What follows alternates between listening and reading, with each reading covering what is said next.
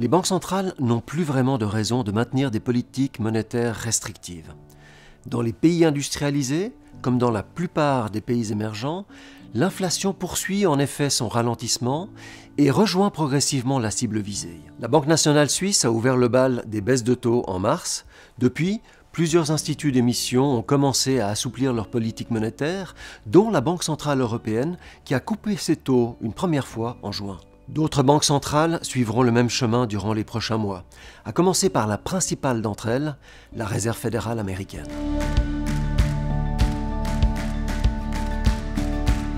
Bien qu'une récession mondiale ait été évitée, le tassement de l'activité a été notable sur les 2 dernières années, en particulier en Europe, où la guerre en Ukraine et la crise énergétique se sont fait durement ressentir. L'essoufflement guette également les États-Unis qui avaient plutôt bien résisté jusqu'à présent.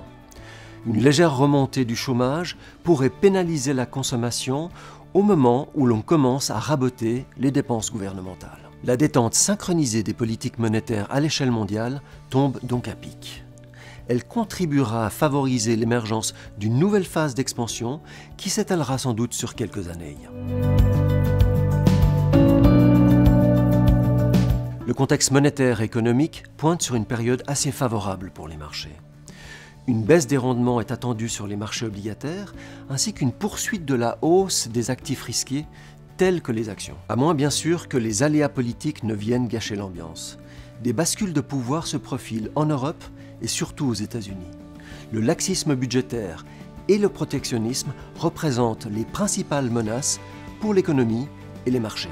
Face à des incertitudes politiques qui pourraient accentuer la volatilité au 2e semestre, nous renforçons le caractère défensif de nos portefeuilles.